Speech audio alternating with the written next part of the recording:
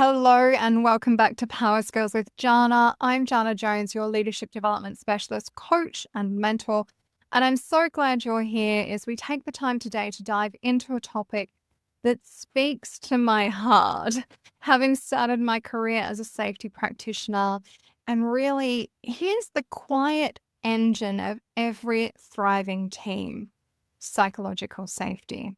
Harvard's Amy Edmondson is the global authority, having originally defined psychological safety as a shared belief that a team is safe for interpersonal risk taking.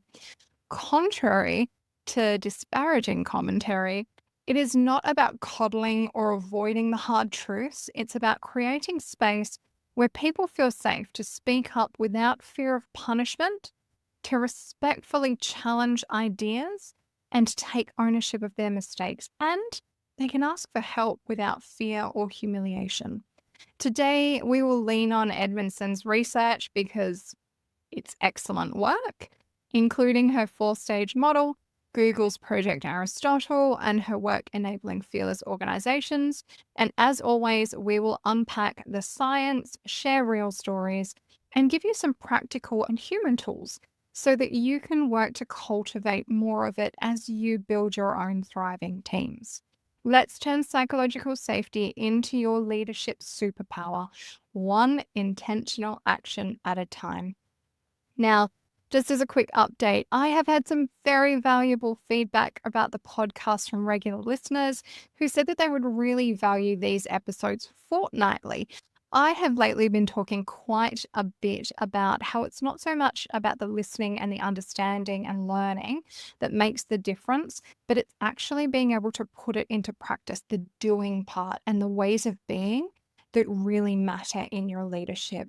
And as we're often so incredibly busy, a week may not always be enough time to feel like you've really been able to put the work into practice and then have some insights into how you may adapt or what you might like to do moving forward, or even what your team may need.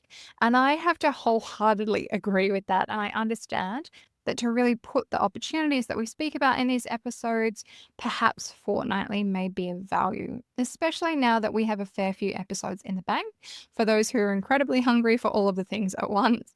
And as such, Power Skills with Janna will henceforth be shifting to fortnightly, as well as our Power Pause, which is a free subscriber email with all of the leadership prompts and opportunities. And I hope that gives you a little bit more space to really lead into the opportunities that we discuss in these episodes. So thank you so much. And please keep the feedback coming, as it is incredibly valuable. And I'm happy to adapt to your needs as well. While I have you, and before we kick off, if I may please also make a quick request. If you are loving these episodes, please hit subscribe wherever you are listening from. It means the absolute world to me. Or perhaps you might like to share it with a colleague. That helps us reach more switched on leaders, much like yourself. All right, let's get into it. As always, let's start with the why. Google's landmark Project Aristotle is an incredible place to start. Originally, the tech giant was hoping to understand the secret sauce that made a great team. For example, they thought a specific combination of skills, whether it was a type of engineer, coder, programmer, etc., that they could replicate for efficacy, but more significantly, for innovation. What they found instead was that the highest performing teams, actually, the number one predictor of team performance, was something that didn't fit neatly into any predetermined category. And so the term psychological safety was born. It's more than talent, structure, or IQ. Why? Because when people feel safe, they collaborate, they innovate, and they learn and grow together. Unfortunately, the equal and opposite is also true. So when people don't feel psychologically safe, they hide errors, they silence ideas, and they disengage. Neuroscience backs this up as well, because when we fear judgment, our amygdala triggers a fight or flight response, flooding us with adrenaline and then cortisol, effectively blocking access to our prefrontal cortex, which is where creativity and problem solving and emotional regulation live for us. But in a psychologically safe environment, oxytocin flows, building trust, and dopamine reinforces learning. Edmondson calls this the foundation of fearless organizations. Teams that aren't fearless because they never fail, but because they're fearless about talking about failure. I coached a leader whose team was brilliant on paper, but silent in action. No one challenged ideas. Mistakes went unreported. Morale was flat. When she started building psychological safety using Edmondson's and also Timothy Clark's principles, her team began speaking up. One member actually flagged a process flaw early on, saving $40,000. They reviewed the flaw and celebrated those learnings together, and engagement jumped. That is the power of psychological safety. It isn't the fluffy, feel-good stuff. It genuinely drives results. In today's world of hybrid work, rapid change, and diverse generations, psychological safety is how we stay human and agile. So step 1, set the stage with clarity and inclusion. I love a good 4-stage model. It makes it so much easier to remember, and inclusion safety is a great place to start. People want to feel safe to belong and to have clarity of purpose in their work and organization. Here's how to nail it. Be crystal clear on purpose.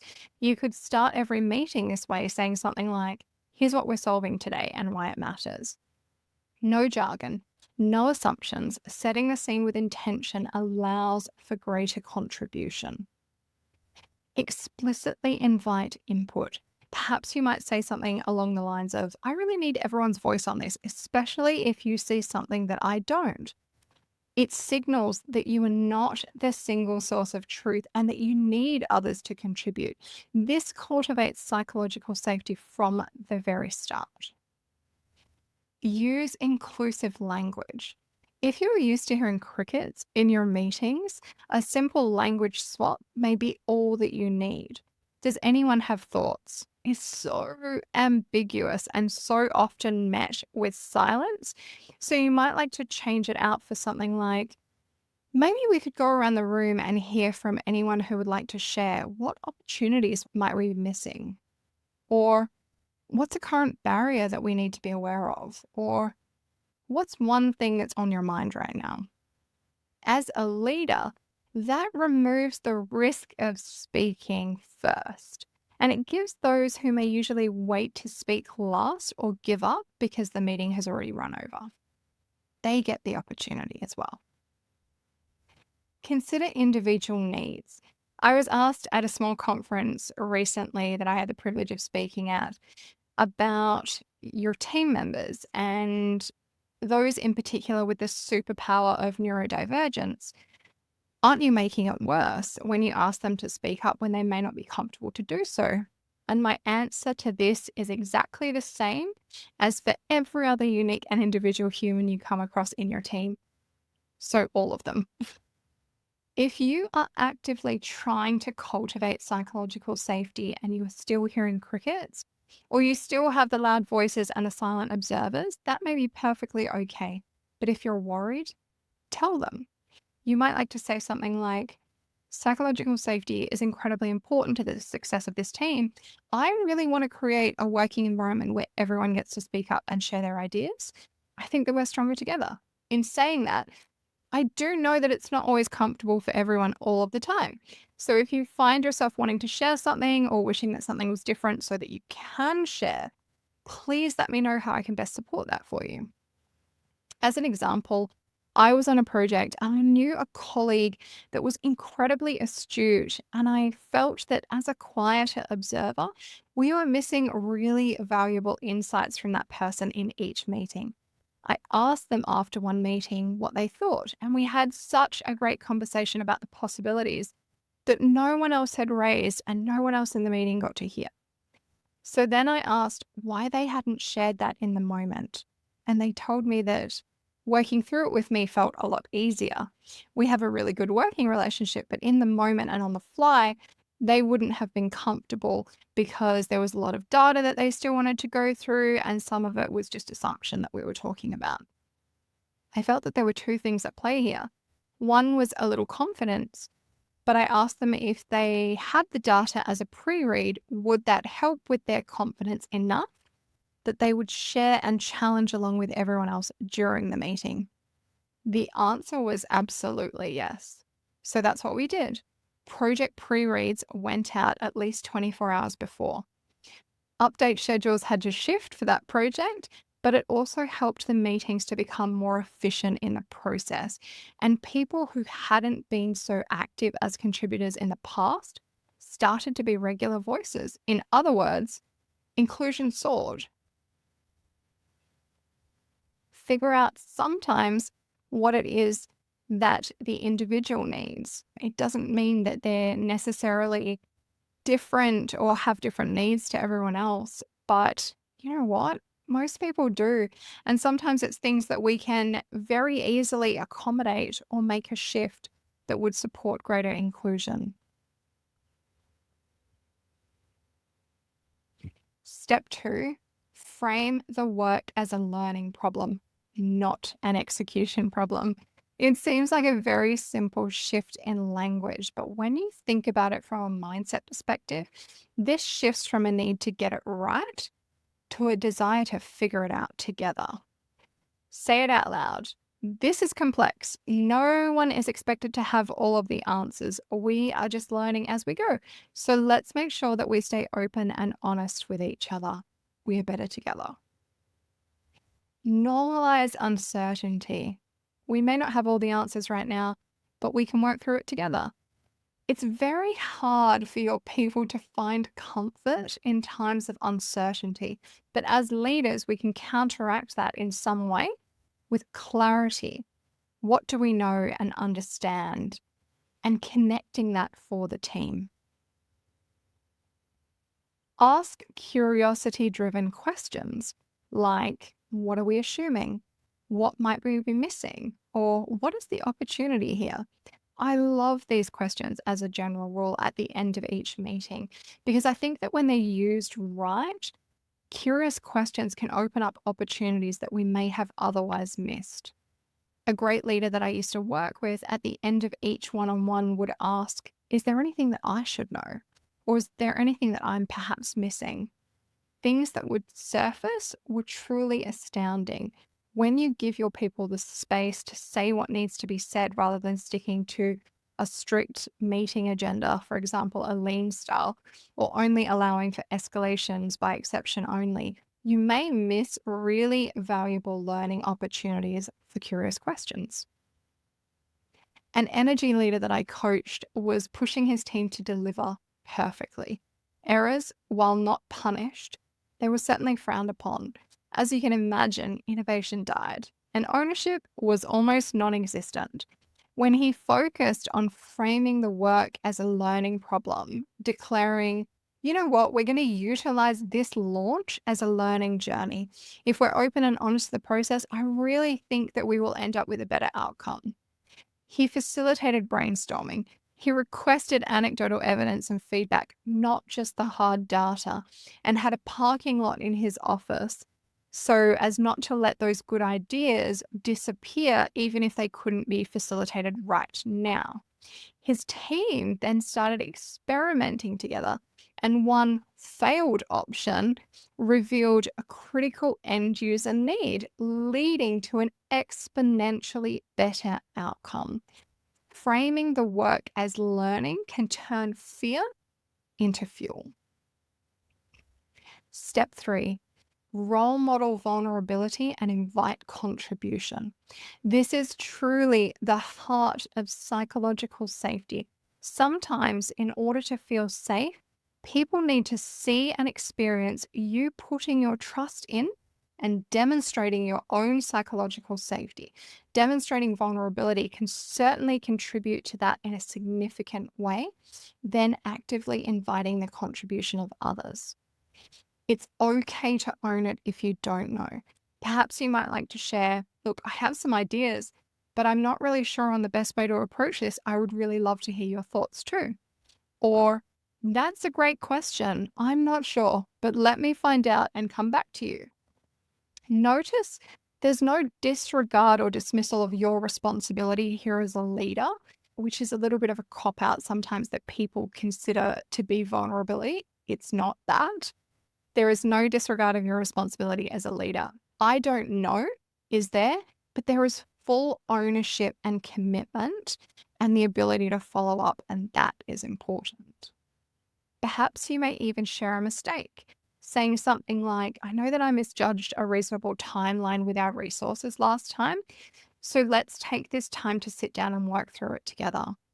I've jumped ahead a bit here because that mistake shared example also invites contribution. But it's also okay to ask for help publicly. Leadership should not be an isolated island. If you are leading alone, trust me on this, you are doing it wrong. You're a leader because of people, so it's perfectly okay to need the help and support of your people. Likewise, it invites them to ask what they need from you as well. You may even invite them to step up in a way with something as simple as, I need your expertise, or I need a fresh set of eyes on this. What do you see? In this way, I hope that you can see how powerful asking for help can actually be. A senior executive that I coach prided himself on never showing weakness. His team mirrored that, which sounds fine until you dig a little bit deeper, because the shadow side was that they were holding back ideas to avoid looking wrong. When he realized that shadow was deeply impacting their growth and performance, he shared with his own leaders, saying, I dropped the ball on that, and here's what I'd like to do differently in future. The team then started to open up in a similar way. One member admitted a compliance risk early on, preventing what could have resulted in a significant fine or improvement order. Not showing weakness and demonstrating strengths are two incredibly different things. Vulnerability is not weakness. It is strong leadership, leadership that demonstrates courage, and that is courageous.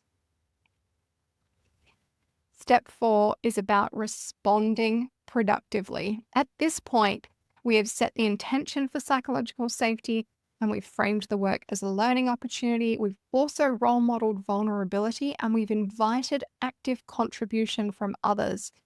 Now, when they do contribute, whether that's when they feel safe enough to speak up or they've made a mistake or they have failed and they are taking ownership of it, it is important that you respond productively. In particular, from a place of seeking to understand and seeking to learn. You might like to thank the messenger. Thank you so much for flagging that. I appreciate you coming to me. Even with feedback that's tough to take and at worst may be the reaction of someone who is hurting, I will still acknowledge and thank them for sharing their feedback. Debrief without blame. This should not be a who did what conversation. Seeking to understand who messed up will only erode psychological safety. After a setback, you might like to ask, what happened? What didn't work? What can we learn? What could we do better next time? Celebrate the learning. We don't need to shy away from failure in order to help us learn. We may not quite be ready to see a failure wall up in our offices yet, like extremely innovative organization. They feel works wonders for them. Instead of having an employee of the month, they have a failure of the month wall. But we can certainly share our lesson learned stories. So for example, we tried X and it didn't work out, but here's what we know now. And that's been incredibly valuable as we look forward. An operations team that I worked with hid their near misses and errors to avoid blame. The leader introduced Edmondson's style learning reviews, no names, just lessons learned, and error reporting tripled. Safety improved, and eventually production did too, because their learnings led to improvements that would otherwise have been missed. Responding well when your people share openly their own failures turns mistakes into momentum. Step 5, build rituals that reinforce safety. Edmondson's work emphasizes that small, consistent behaviors work over grand gestures, which I really appreciate because I truly believe it's the micro moments that matter. So, here is how to embed safety. Start with check ins. Let's do it around the room. Can you share one word of where you're at? That sort of a check in humanizes the space. If this is new, you may want to start by setting the tone, but be sure to follow up with those whose word needed a little bit more support as well. End or even follow up with appreciation. When people are willing to challenge respectfully or share courageously, acknowledge it. What you focus on, you amplify. So you may say something like, I really appreciated how you challenged that assumption. It shaped our plan. Or, thank you so much for sharing your learnings courageously. It gave us all a great opportunity to learn something as well. Create safe zones. It may be as simple as a 15-minute weekly huddle with no agenda, just what's on your mind, or is there anything you need? So, a colleague of mine utilized that in particular, a no agenda huddle. It became the team's safest space. One member raised a burnout concern early.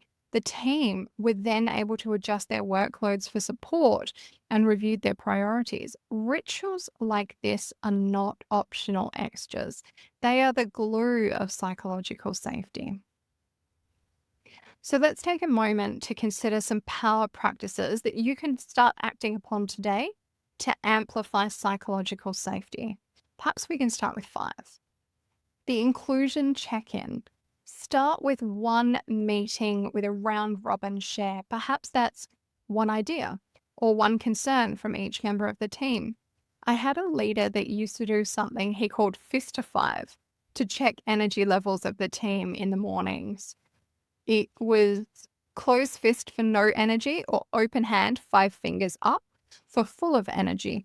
In this way, he was able to quickly tell who was potentially under the pump or who may have needed some additional leadership support. Frame as learning, especially when challenges arise. You may like to say something along the lines of, this is a learning opportunity. What's working? What isn't? What are we discovering? Role model vulnerability. Admit one thing that you're unsure about this week or one thing that you've had to learn through a mistake or failure. Not to remove any sense of ownership or accountability, but to let people know that it's only a failure if you don't learn from it, or that you may not know or have all the answers right now, but you will figure it out and learn and grow together. Respond productively. Next time someone speaks up, say, thank you for raising that. Is there anything else that we should be paying attention to? Or does anyone else have something that would be of value to share? Share gratitude. Thank someone specifically for an interpersonal risk that they took. For example, asking a dumb question that wasn't dumb at all and then allowed others to understand more deeply. All right, let us now take an opportunity to do some self reflection because it is only from a place of understanding ourselves that we can start to make different decisions and to be better for others around us. So grab a pen if it's safe for you to do so, or simply think through these questions as we go along. When did you last feel unsafe to speak up and why?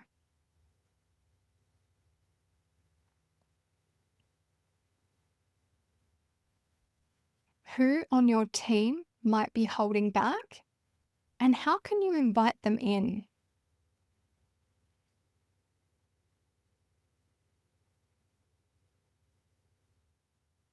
What's one mistake your team could reframe as a learning opportunity?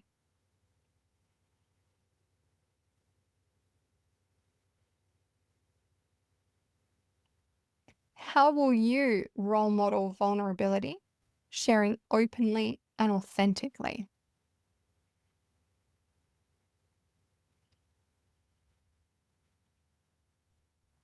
These are your stepping stones to a psychologically safe working environment and ultimately a fearless organization.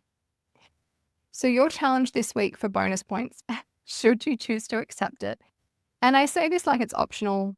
A choice is a beautiful thing to be able to give someone. But goodness, I implore you to accept these challenges, especially as we're going to one a fortnight. You have plenty of time to take this on in your own leadership journey. And learning and growth do not happen from listening and understanding, but from doing something different, trying, failing, learning from it, whatever that looks like for you. I challenge you to pick one meeting that you lead this week. Start with inclusion. Perhaps you might say, let's go around the table. What's one thing that's on your mind? Frame the work as learning. Great. What an opportunity for us to figure this out together. And end with specific appreciation. It might be something like, I really appreciated how you challenged our thinking, Emily. And then how everyone responded with ideation and a solutions focused. I am sure we will get a much better outcome now. Write down one insight that emerges for you. Even if you can't get to it right away, you may want a brainstorming board to keep on top of them where you can.